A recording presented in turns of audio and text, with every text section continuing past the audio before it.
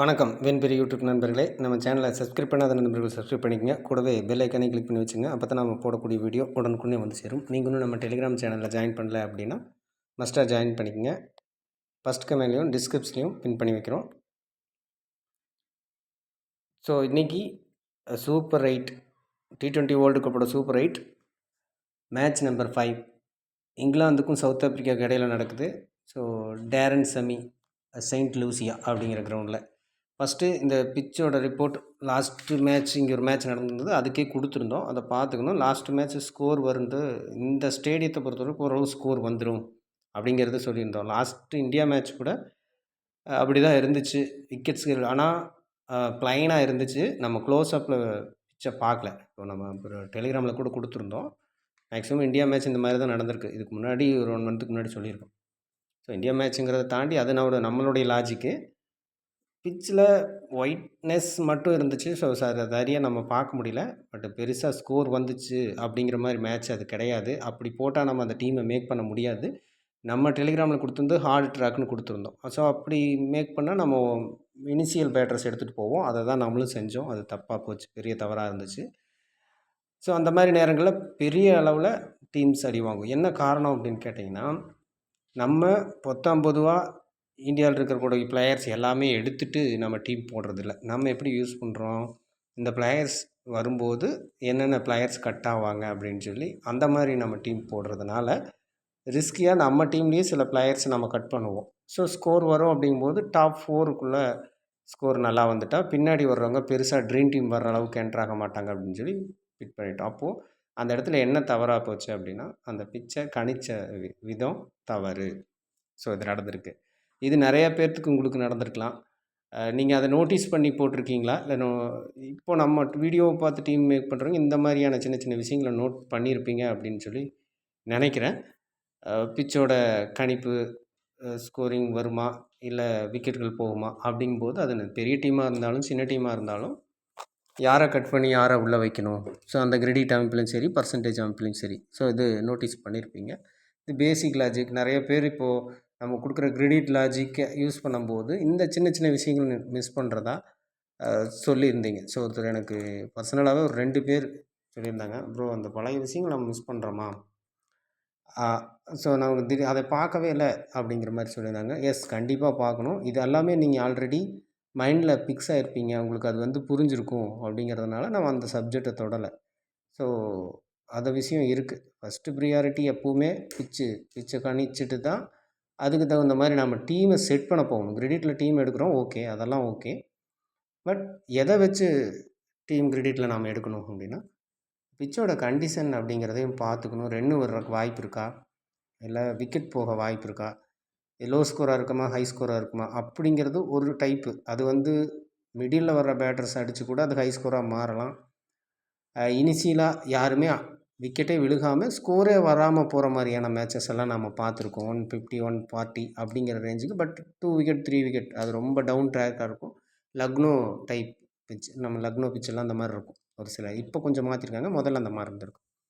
So இந்த விஷயம். So அதனால் பிச்சை அந்த 4 டைப்பாக நம்ம கணிச்சிக்கணும். நல்லா ஸ்கோர் வருமா, லோ ஸ்கோர் விக்கெட் நிறையா போய் முடியுமா, அல்லது விக்கெட்டும் வராது ரன்னும் வராங்கிற மாதிரி ஒரு மாதிரி அந்த மாதிரியான ட்ராக்காக இதை யூஸ் பண்ணி பார்க்கணும். ஓகே, ஸோ அதை நம்ம இதில் சொல்லிக்கலாம்.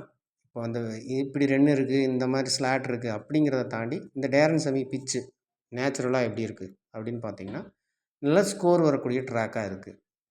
ஸோ பெரிய டீம் சின்ன டீம் அப்படிங்கிறத தாண்டி இந்த மேட்சை பொறுத்த வரைக்கும் ஈக்குவல் டீம் அப்படின்னு எடுத்துக்கலாம். அப்போ ஓகே, அப்போ 2 சைடும் ஸ்கோர் வர ஒரு சான்சஸ் இருக்குது. ஓகே, பவுலிங் எபிலிட்டி, ஸோ அந்த வகையை யோசிக்கணும். அப்போது ஆன் டைம் ட்ராக்கை மட்டும் பார்த்துக்குங்க. அப்போது ட்ராக்கு ஓரளவுக்கு பவுலிங்க்கு சப்போர்ட் கொடுத்தா மினிமமாக ஸ்கோர் வரும். விக்கெட்டுகள் 2 சைடு ஈவனாக இருக்கலாம் இப்படிங்கிற மாதிரி எடுத்துக்கங்க. இல்லை வழக்கம் போல் நல்ல ட்ராக்காக கொடுத்துட்டாங்க, பேட்டிங் ட்ராக் அப்படின்னா 2 சைடும் விக்கெட்டுகள் ரொம்ப குறைவாக விழுந்து ரன்னு நல்லா வர்றதுக்கான வாய்ப்புகள் இருக்கும். இந்த 2 டைப்புக்கு இந்த ஸ்டேடியம் சப்போர்ட் பண்ணும். ஓகேங்களா? ஓகே, இப்போ கிரெடிட்டில் பார்க்கலாம். லாஸ்ட் 2 மேட்ச் என்ன நடந்ததுன்னு. நம்ம வீடியோ கொடுத்த மேட்ச்சுக்கு என்ன சொல்லியிருந்தோம், இங்கிலாந்து வெஸ்ட் இண்டீஸில் 2 பேர் 9ல் இருந்து ஒரே ஒருத்தர் வந்திருக்காங்க. அப்போ ஆப்கானிஸ்தான் இந்தியா மேட்ச்சுக்கு தான் நம்ம வீடியோ போட்டிருந்தோம். அதில் ஒரு மினிமம் 2 பேர் அப்படின்னு சொல்லியிருந்தோம். மினிமம் 2 பேர் வரலாம். அப்படிங்கிற மாதிரி சொல்லியிருந்தோம். மினிமம் அப்படிங்கிறது சொல்லியிருந்தோம். 3 பேருமே உள்ளே வந்திருந்தாங்க. அதில் அங்கேயே தான் கேப்டனும் வந்திருந்தது. ஸோ ஒரு மேட்ச்சு வறட்சி உண்டாகுது அப்படின்னா, ஸோ இந்த விஷயம் நடக்க வாய்ப்பு இருக்கும் அப்படிங்கிறது. ஸோ 2 தான் பாசிபிள் அப்படிங்கிறத நம்ம கொடுத்துருந்தோம். மினிமம் 2 வாய்ப்பு இருக்கும் அப்படின்ட்டு. 3 பேருமே உள்ளே வந்திருந்தாங்க. இப்போது டபுளாக நடக்கிறதுக்கான வாய்ப்புகள் இருக்கலாம் அப்படின்னு சொல்லிட்டு அடுத்த மேட்ச்சுக்கு நம்ம வீடியோ கொடுக்கல. நம்ம போட்ட ஒரு டீமில் 2 பிளேயருமே எடுத்திருந்தோம். டிராவிஸ் ஹெட்டையும் ஆடன் ஜாம்பாவை. குரூப்புக்கு கொடுத்த டீமில் ஒரு பிளேயர் மட்டும் விட்டுருந்தோம். பட் ஜாம்பாவை வீசியாக யூஸ் பண்ணியிருந்தோம். Captain miss. ரைட், ஓகேங்களா? ஸோ இப்போ பார்த்துக்கலாம். ஆப்கானிஸ்தான் இந்தியா மேட்ச்சில் 3 9 கிரெடிட்டும் வந்திருக்கு. அடுத்து வந்து ஆஸ்திரேலியா பங்களாதேஷில் 2 9 கிரெடிட்டும். ஒன் சைடு மேட்ச் அப்படின்னா ஒருவேளை ஆப்போனண்ட் டீமில் இல்லை அப்படிங்கிற பட்சத்தில் இது ஆட்டோமேட்டிக்காக உள்ளே வந்துடுவாங்க. ஓகே, 2 மேட்ச்சும் அது மாதிரியாக நடந்திருக்கு. இப்போ இங்கிலாந்து சவுத் ஆப்ரிக்கா மேட்ச் அப்படிங்கிறது ஈக்குவலாக இருக்கக்கூடிய அணி. அதாவது மேட்ச் நடக்கும்போது இப்படி வேணால் மாறலாம். ஒரு டீம் சைடு கூட மேட்ச் முடியலாம். பட் இப்போ நம்ம ப்ரெடிக்ஷன் எடுக்கும்போது என்ன மாதிரி இந்த 2 டீமோட ஸ்ட்ரென்த் அப்படின்னு பார்த்தோம்னா ஈக்குவல். ஓகேங்களா? இங்கிலாந்து டவுனாக இருக்கிற மாதிரி இருந்துச்சு. லாஸ்ட் மேட்ச் பார்த்துருப்பீங்க. அப்போது இப்போதைக்கு ஸ்ட்ரென்த் பேஸில் ஓகே. சவுத் ஆப்ரிக்கா இது வரைக்கும் லாஸ் இல்லாமல் வந்திருக்காங்க. அவங்களும் அந்த சுற்றில் தடுமாறினா கூட இப்போ வந்து நல்ல பர்ஃபார்மன்ஸ் கொடுத்துருக்காங்க. ஸோ 2மே ஈக்குவல் தான். ஸோ அப்படி கணக்கில் அடிச்சுக்கோங்க. ரைட், அப்படி தான் எடுத்துக்கணும். அப்போது இப்போ 9 கிரெடிட்டில் 3 பேர் இருக்காங்க. லாஸ்ட் மேட்ச் ஃபுல்லாக வந்திருக்காங்க. அதுக்கு முன்னாடி மேட்ச் ஃபுல்லாக வந்திருக்காங்க. ஸோ அப்படி இருக்கும்போது இங்கே என்ன மாதிரி இருக்கலாம்? 3 பேர் எந்த ஆப்ஷனில் இருக்காங்க? 3 பேர் அப்படின்னா 2 பேர் அதில் பேட்ஸ்மேனாகவும் ஒரு ஆள் வந்து பவுலராகவும் இருக்கார். ஸோ பியூர்லி பேட்டிங் ட்ராக்னால் நீங்கள் அதுக்கு தகுந்த மாதிரி இவங்களுக்கு கொஞ்சம் இம்பார்ட்டண்ட் கொடுத்து எடுத்துக்கலாம். 9 கிரெடிட்டை பொறுத்த வரைக்கும் 1 ஆர் 2 3 பேரும் சேர்ந்து வர்றதுக்கு 3வது முறையாக நடக்குமானா என்னோடய கணிப்புப்படி இருக்காது அப்படிங்கிறது என்னோடய கால்குலேஷனில் வருது. ஸோ 3ல் மினிமம் 1 மேக்ஸிமம் 2. ஸோ அப்படியே நிறுத்துறது பெட்டரான ஆப்ஷன். ஓகேங்களா? ஓகே, இது 9 கிரெடிட்டை பொறுத்த வரைக்கும். ஸோ அடுத்து 8.5 லாஸ்ட் மேட்ச் 7 பேராக இருந்தாங்க. ஸோ 4 பேர் வந்துருந்தது. இதில் ஆஸ்திரேலியா பங்களாதேஷ் மேட்ச்சில். ஸோ அதுக்கு முன்னாடி மேட்ச் 6 பேர் இருந்தது. 3 பேர் வந்திருந்தாங்க. ஸோ அது ரேஷியோ ஈவனாக வந்திருக்கு. லாஸ்ட் மேட்ச் 7க்கு 4 அப்படிங்கிறது ஒரு ஈக்குவல் கான்செப்ட் தான். ஸோ இப்போ 4 பேர் இருக்காங்க. Quinton de Kock, Adil Rashid, Rabada, Archer. So இங்கே இந்த பவுலரை பொறுத்த வரைக்கும் கம்பல்சரி ஒரு பிளேயரை ட்ராப் பண்ணணும். ஸோ இதில் பொதுவாக 2 பிளேயர் அப்படிங்கிற ரேஞ்சுக்கு எடுத்துகிட்டு போகலாம் 1. ஸோ இங்கே கம்பல்சரி பவுலிங்கில் 3 பிளேயரும் இணைஞ்சு வர்றது ரொம்ப ரொம்ப கஷ்டம். இப்போ காம்போ இந்த இடத்துல அமைக்கிறீங்கன்னா 2 பவுலர் அப்படிங்கிறது யூஸ் பண்ணலாம். அல்லது ஒரு பவுலர் ஒரு விக்கெட் கீப்பர் இப்படிங்கிறது. இந்த 2 பாசிபிலிட்டி தான் இந்த கிரெடிட்டை பொறுத்த வரைக்கும் இருக்கும். ஸோ 2 பிளேயருக்கான வாய்ப்புகள் அதிகமாக இருக்குது. அடுத்தது 8 கிரெடிட்டை பொறுத்த வரைக்கும் Philip Salt, Johnny Bairstow, David Miller, so இன்னொரு பிளேயர் எடன் மார்க்ரம். ஸோ இந்த 4 பிளேயர் லாஸ்ட் மேட்ச் அதுக்கு முன்னாடி மேட்ச் இதெல்லாம் செக் பண்ணி பார்த்தீங்க அப்படின்னா இந்த 8 கிரெடிட்டை பொறுத்த வரைக்கும் ஃபஸ்ட்டு இங்கிலாந்து வெஸ்ட் இண்டீஸில் அதிகமாக இருந்துச்சு. ஆப்கானிஸ்தான் இந்தியா மேட்ச்சில் ரொம்ப ஈவனாக வந்திருந்தது. ஸோ அதுக்கடுத்த மேட்ச்சில் குறைவாக வந்திருக்கு 8 கிரெடிட்டை பொறுத்த வரைக்கும். அப்படியே இன்டர்சேஞ்ச் ஆகிட்டே வருது. இது நோட்டீஸ் பண்ணி தனியாக ஒரு டேபிள் மாதிரி நீங்கள் அதை செக் பண்ணிட்டு வந்தீங்கன்னா கொஞ்சம் கொஞ்சம் அடுத்தடுத்த மேட்ச்சுக்கு வரும். பிளேயர்ஸை மாற்றாமல் எடுக்கணும். அந்த ரிஸ்க் இருக்குது. இருந்தாலும் இதை ஃபாலோ பண்ணும்போது உங்களுக்கு ஒரு ஐடியா கிடைக்கும். ஓகேங்களா? ஸோ இந்த மேட்ச்சுக்கு மினிமம் 2 பிளேயர் கம்பல்சரி 2 பிளேயருக்கான வாய்ப்பு இருக்கும். 3 பிளேயரை அதிகரித்தாலும் ஆச்சரியப்படுறதுக்கு இல்லை. ஸோ இதில் 2 ஆர் 3 அப்படிங்கிற ரேஞ்சுக்கு பிக் பண்ணிக்கோங்க. அடுத்தது 7.5 பொறுத்த வரைக்கும் மாக்ரோ ஜென்சன், மொயின் அலி,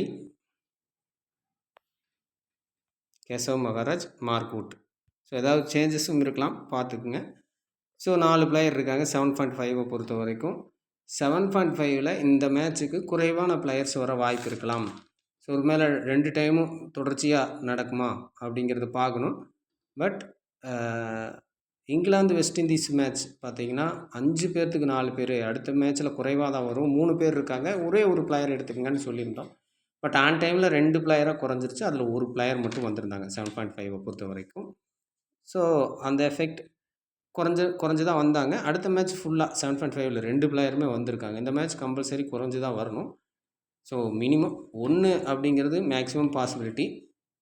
மேபி 2க்கு ஒரு சின்ன சான்சஸ் இருக்கலாம். ஓகேங்களா?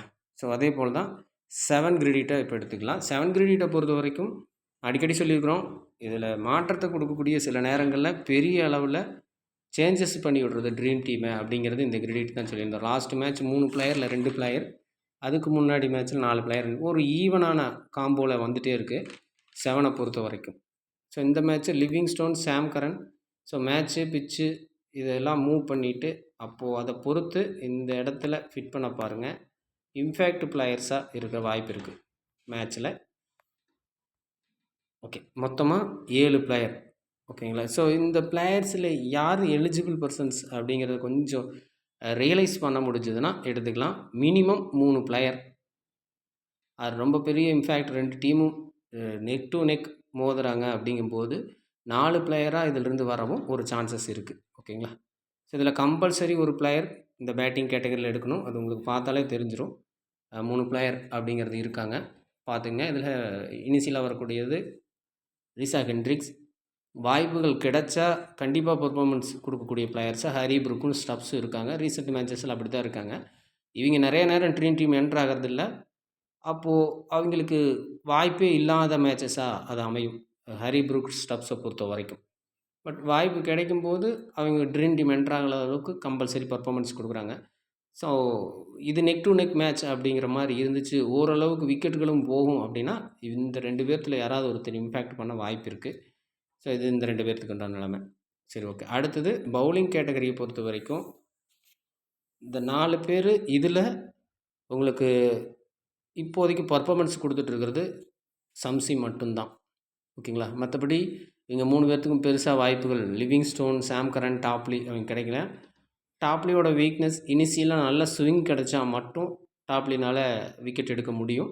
ஸோ அதர்வைஸ் முதல் 3 ஓவர்ஸை இனிஷியலாகவே முடிச்சிடுறாங்க. ஸோ நல்ல பேட்டிங் ட்ராக்னால் அதுக்கப்புறம் அவருக்கு ஓவர் இருக்காது அப்படிங்கிறதுனால அவரோட வாய்ப்பு குறையுது. ஓகேங்களா? ஸோ பிச் ரிப்போர்ட்டை கன்சிடர் பண்ணி டாப்லியை பிக் பண்ணலாம் ஃபஸ்ட் இன்னிங்ஸ் பவுலிங் அப்படிங்கிற பட்சத்தில். ஸோ அதர்வைஸ் அவர் ஸ்கிப் பண்ணிவிட்டு லிவிங்ஸ்டோன், சாம் கரனில் ஏதாவது ஒரு பிளேயரை இந்த மேட்ச்சுக்கு ஃபிட் பண்ணி பார்க்கலாம். ஓகேங்களா? இது 7 கிரெடிட்டை பொறுத்த வரைக்கும்.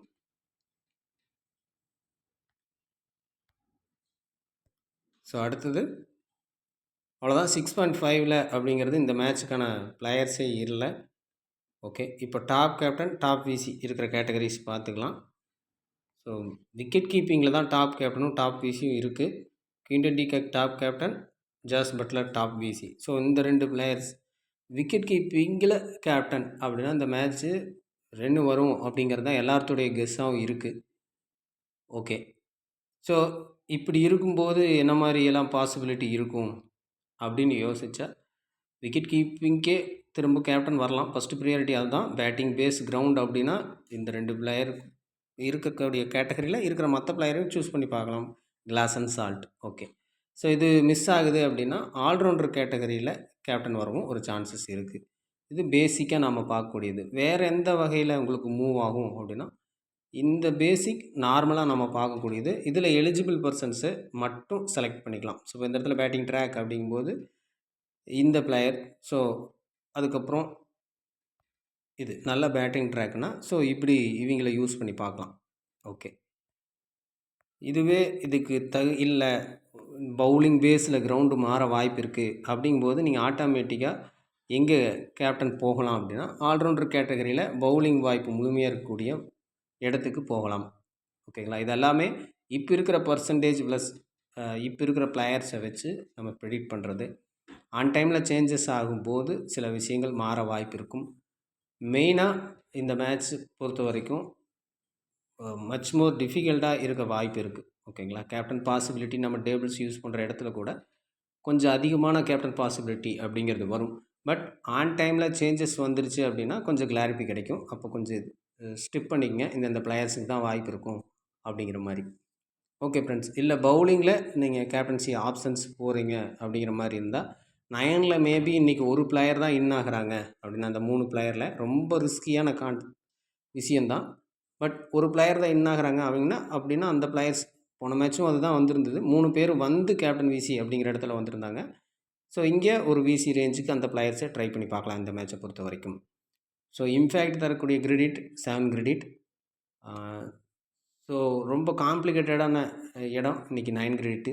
ஸோ ஒரு பிளேயரா 2 பிளேயரா அப்படிங்கிற இடம். ஸோ அதுக்கப்புறம் மிடில் இருக்கிற பிளேயர்ஸை ரொட்டேட் அப்படிங்கிறத வச்சுக்கோங்க. டீம் ஃபார்மேட்டை பொறுத்த வரைக்கும் 4 கீப்பர் ஹை பிக். ஸோ இந்த இடத்த விஷயத்தை சொல்லிடலாம். எவ்வளோ ஹை பிக் லோ பிக் வர வாய்ப்பு இருக்கும். ஸோ 50 எபோவ் பிளேயர்ஸை மட்டும் நம்ம ஃபிட் பண்ணலாம்.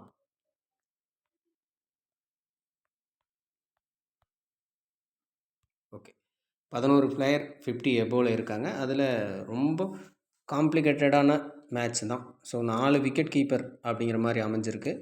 ஓகே, ஸோ எவ்வளோ பிளேயர்ஸுக்கு வாய்ப்பு இருக்கும், லாஸ்ட் மேட்சஸ் என்ன நடந்திருந்தது இதெல்லாமே நோட் பண்ணிக்கங்க. இந்தியா மேட்ச் பார்த்திங்கன்னா கிட்டத்தட்ட 9:2, அதாவது 9 பிளேயர் 50 எபோலையும் 2 பிளேயர் தான் 50 பிலோலையும் உள்ளே என்ட்ராயிருந்தாங்க. ஸோ அடுத்த மேட்ச் ஸோ கொஞ்சம் இதாகுமா அப்படின்னு பார்க்கும்போது இல்லை, 7 பேர் ஹைபிக்லேயும் 4 பிளேயர் 50 பிலோலையும் வந்திருந்தாங்க. ஸோ இந்த மேட்சோட பாசிபிலிட்டி 2 டீமும் டஃப் ஃபைட் உள்ள ஒரு டீம்.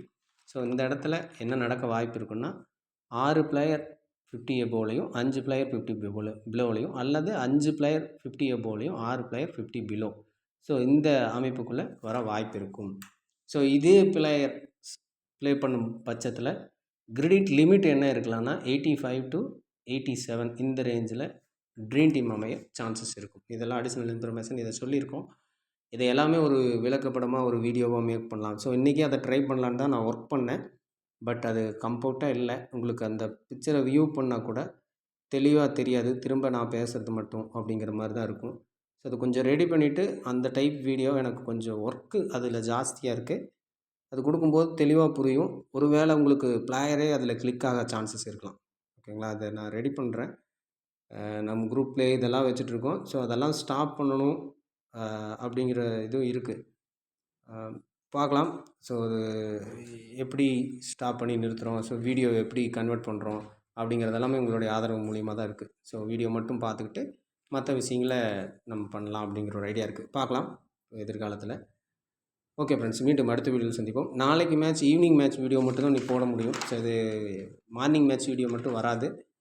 எவரி ஒரு நாளைக்கு ஒரு வீடியோ மட்டும் ஈவினிங் மேட்சஸ் மட்டும் கவர் பண்ணுற மாதிரி பார்த்துக்கலாம். அதுலேயே மார்னிங் மேட்ச் என்ன நடந்துச்சு அப்படிங்கிறத வந்து டிஸ்கஸ் பண்ணிக்கலாம். ஓகே ஃப்ரெண்ட்ஸ், மீண்டும் அடுத்த வீடியோவில் சந்திப்போம். நன்றி.